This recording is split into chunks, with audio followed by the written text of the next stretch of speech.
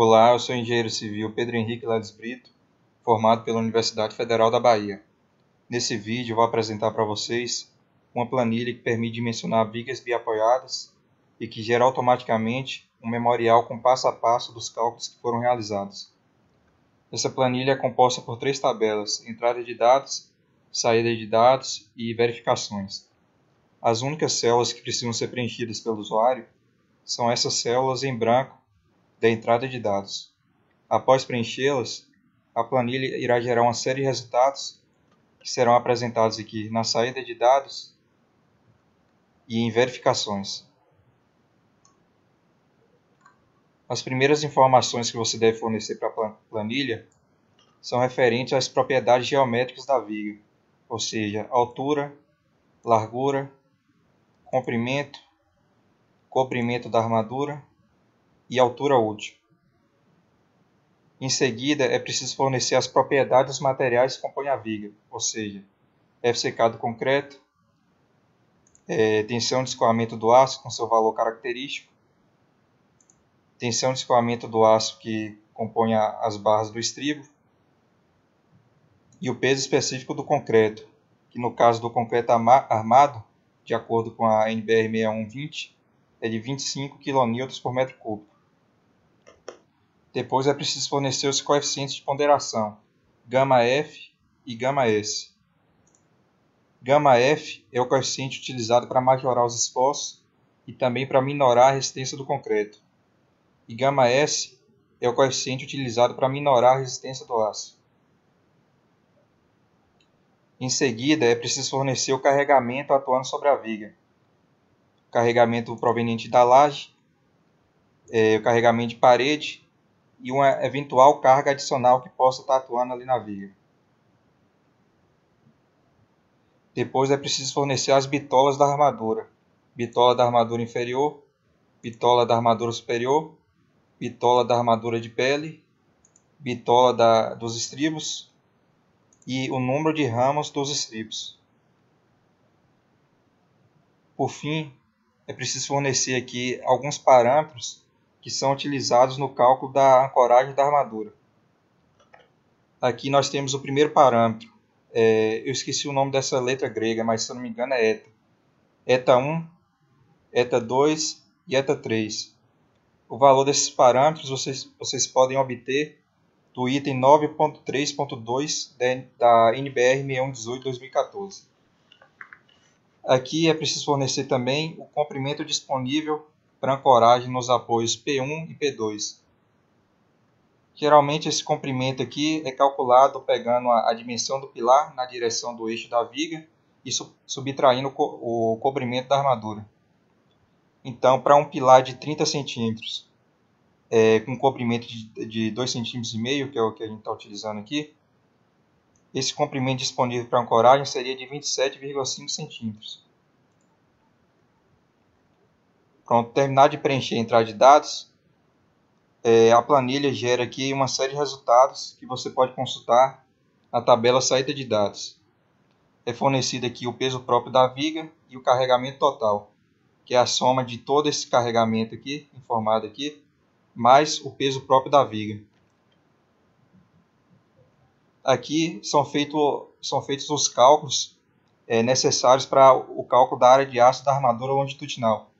É calculado aqui o momento fletor com seu valor característico, momento fletor com valor de cálculo, calculado aqui a área de aço da armadura longitudinal, a armadura positiva no caso, calculado aqui a área de aço mínima, recomendada pela NBR 6118 para essa armadura, é calculado aqui o número de barras da armadura inferior e o número de barras da armadura superior. O número de barras da armadura superior é calculado com base na área de aço mínima, ou seja, para a armadura superior, a planilha adota a área de aço mínima. E aqui é calculada a área de aço da armadura de pele, que é aquela armadura posicionada nas laterais da viga para evitar fissuração por retração, também conhecida como armadura de costela. A NBR 6118 recomenda a utilização desse tipo de armadura para vigas com altura superior a 60 centímetros. Só que já foi relatado casos de fissuração para vigas de até 50 centímetros. Então, nessa planilha, a gente prevê armadura de pele para vigas com até 50 centímetros de altura. Aqui é feito o cálculo da armadura transversal, ou seja, a armadura composta por estribos.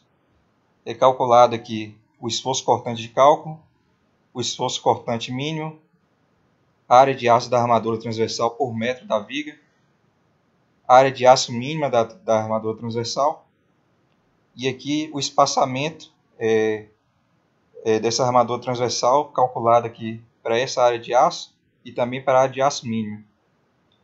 É utilizada a armadura mínima, a armadura transversal mínima, para os trechos da viga cujo esforço cortante seja igual ou inferior a esse esforço cortante mínimo aqui. Aqui é feito os cálculos da ancoragem da armadura positiva ou da armadura que fica posicionada no banzo inferior da viga. Aqui nós temos o valor da decalagem do diagrama de momento fletor. Aqui a área de aço que deve ser estendida até os apoios, ou seja, ancorado lá nos apoios. Esse FBD é a resistência de aderência de cálculo entre a armadura e o concreto. Aqui é o comprimento básico de ancoragem. Esse outro aqui é o comprimento de ancoragem necessária das barras. Foi considerado aqui que nas barras vão ser utilizados ganchos. Aqui é feito o cálculo do número mínimo de barras que devem ser ancoradas, ou seja, estendidas até o apoio, ancoradas lá no apoio.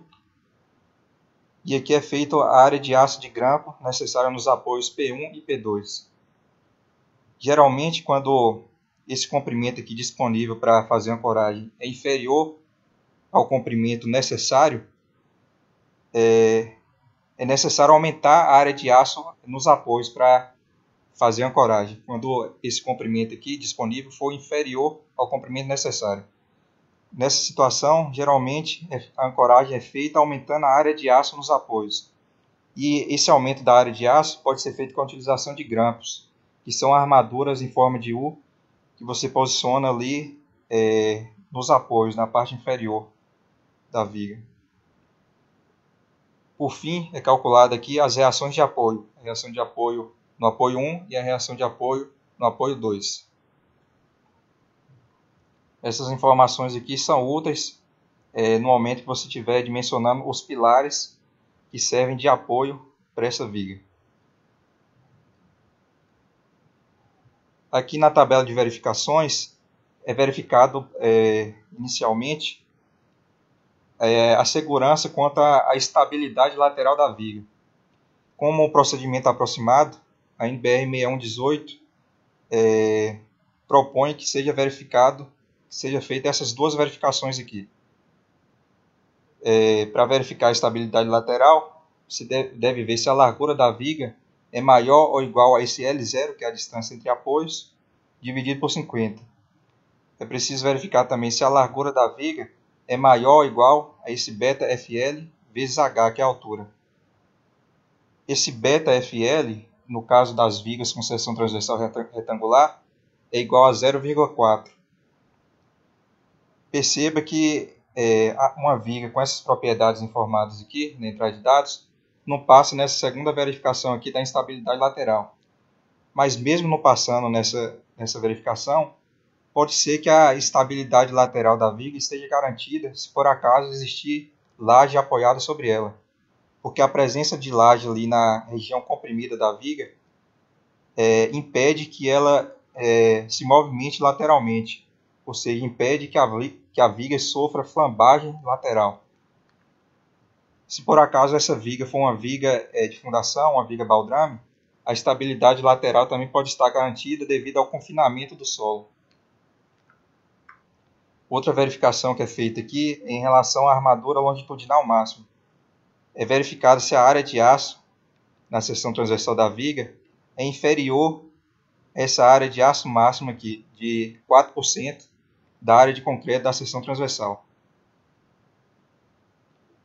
é verificado aqui também as diagonais comprimidas de concreto.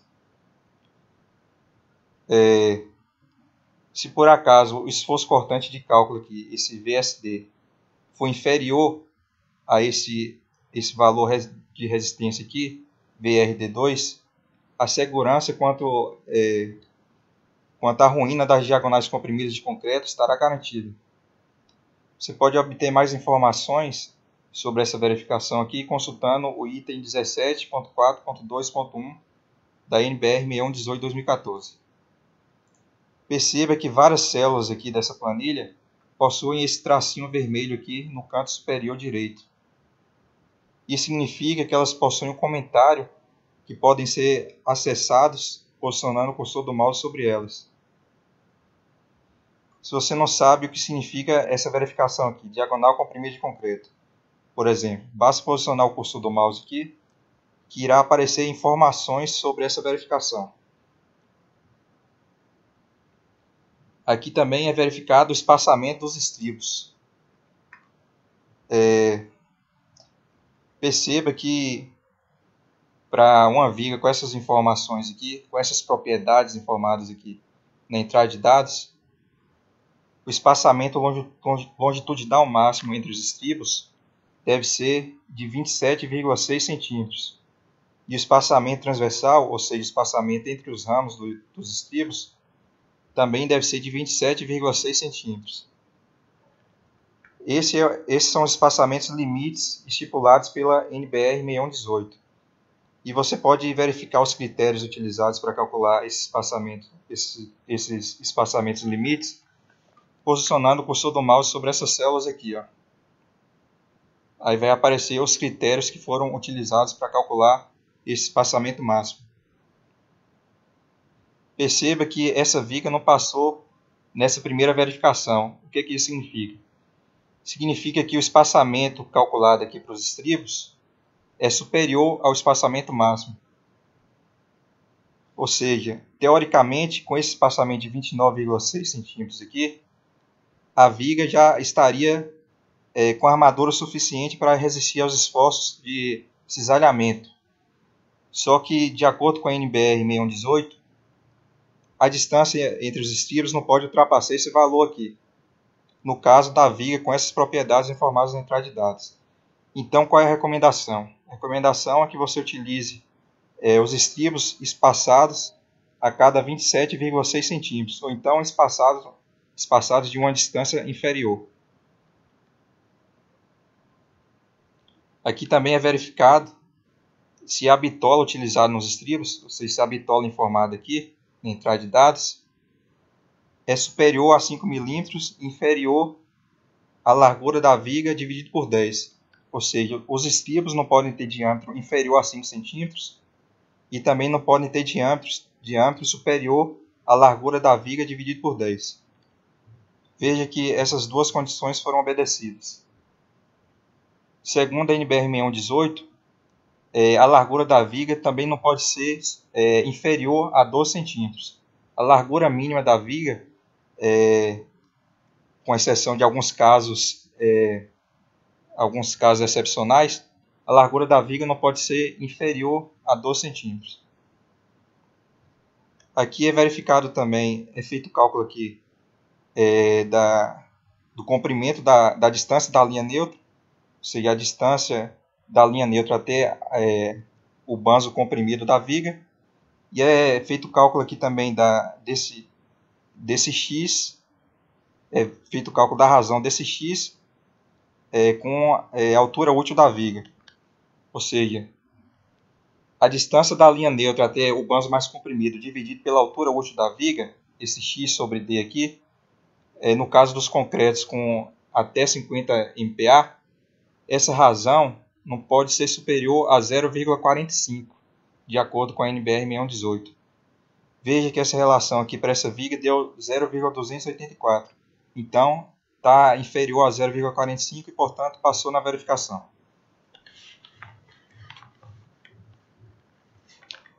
Nessa aba é feito, então, o dimensionamento quanto ao estado limite último da viga.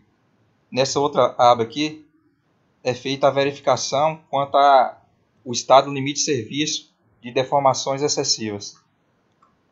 Aqui nós temos também 3 tabelas: tabela de entrada de dados, tabela de saída de dados e tabela de verificações. Aqui na entrada de dados, você deve fornecer o carregamento que foi escolhido para avaliação do estado limite de deformações excessivas. Deve informar aqui também um momento fletor máximo para o carregamento escolhido na avaliação desse estado limite. Deve fornecer aqui também um módulo de elasticidade do aço. Esse parâmetro aqui, que depende do agregado graúdo utilizado no concreto. O D' é a distância aqui da região mais comprimida da viga até o centro da armadura comprimida, ou seja, a distância aqui do topo da viga até o centro de gravidade da armadura comprimida. O AS' é a área de aço dessa armadura comprimida, conforme você pode ver aqui na ilustração. E esse T0 é o período entre a concretagem da viga e a remoção das escórias. Ou seja, se as escórias foram removidas com 2 semanas depois da concretagem, T0 será igual a aproximadamente 0,5 meses. Aqui a contraflecha, deve ser informada a contraflecha aqui, caso seja necessário. E aqui você deve informar a flecha admissível dessa viga.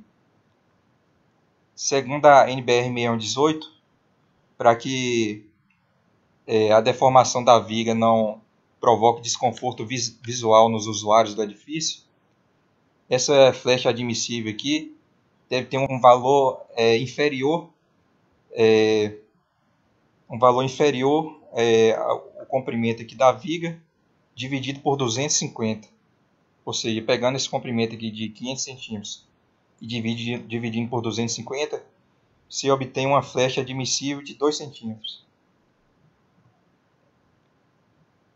Aqui é calculado o módulo de elasticidade inicial do concreto, ou seja, depois de preencher aqui essa entrada de dados, a planilha faz o cálculo desses parâmetros aqui, sendo o primeiro deles o módulo de elasticidade inicial do concreto. Esse outro aqui é um fator utilizado para o cálculo do módulo de elasticidade secante, que é esse terceiro aqui, esse terceiro parâmetro. Esse outro parâmetro aqui, que não deve ser confundido com esse daqui, é o fator de homogeneização, que é dado pela razão entre o módulo de elasticidade do aço e o módulo de elasticidade secante do concreto. O X aqui é a distância da linha neutra até a fibra mais comprimida de concreto. O cálculo dessa linha neutra aqui é feito com um procedimento diferente do cálculo dessa outra linha neutra aqui. Esse outro parâmetro aqui é o módulo ou momento de inércia da seção bruta de concreto. Esse outro é o momento de inércia da seção fissurada de concreto. Aqui é o momento de fissuração, ou seja, o valor do momento fletor a partir do qual a seção da viga começa a fissurar. E esse daqui é o momento de inércia média de Brenso.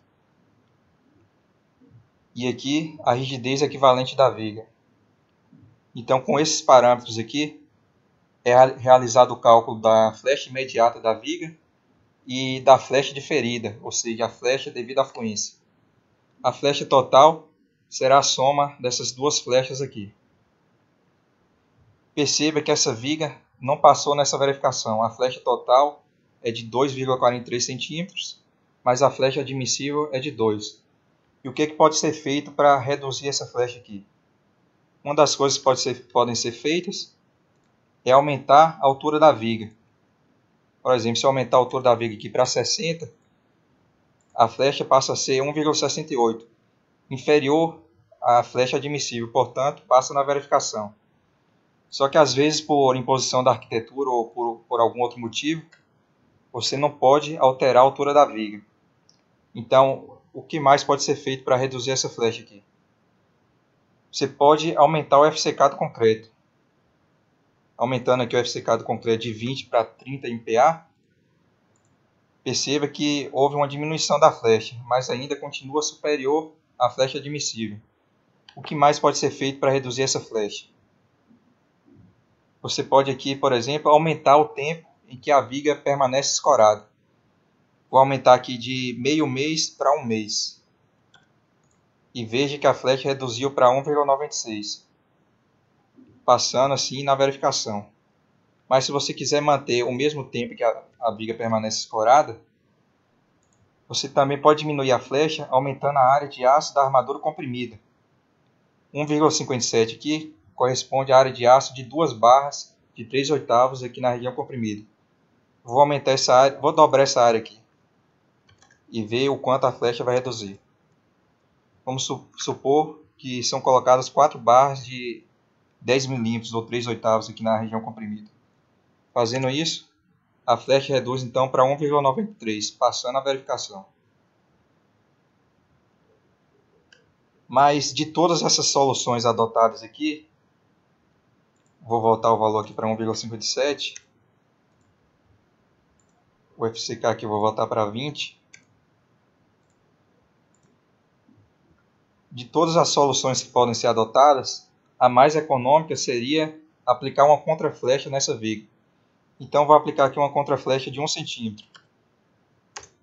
Pronto, aplicando a contraflecha de 1 centímetro, a flecha total da viga passa a ser 1,43, inferior a 2 centímetros, portanto passando a verificação do estado limite de serviço de deformações excessivas. Terminado o dimensionamento, você pode consultar o memorial de cálculo aqui, nessa terceira aba.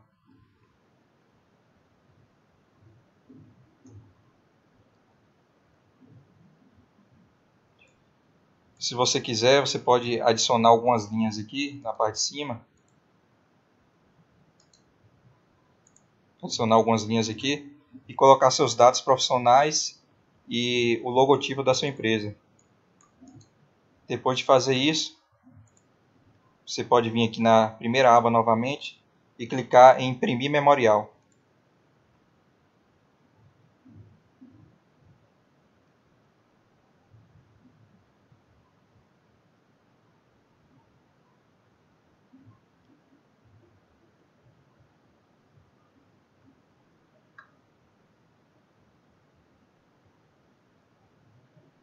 Será gerado então um memorial de cálculo em formato PDF, contendo o passo a passo dos cálculos que foram utilizados nesse dimensionamento.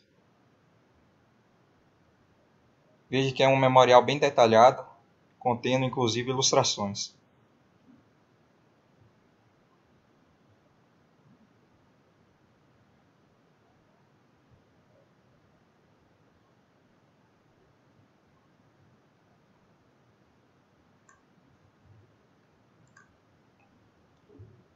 Voltando aqui para a planilha, nós temos aqui embaixo as referências bibliográficas que foram utilizadas para confeccioná-la.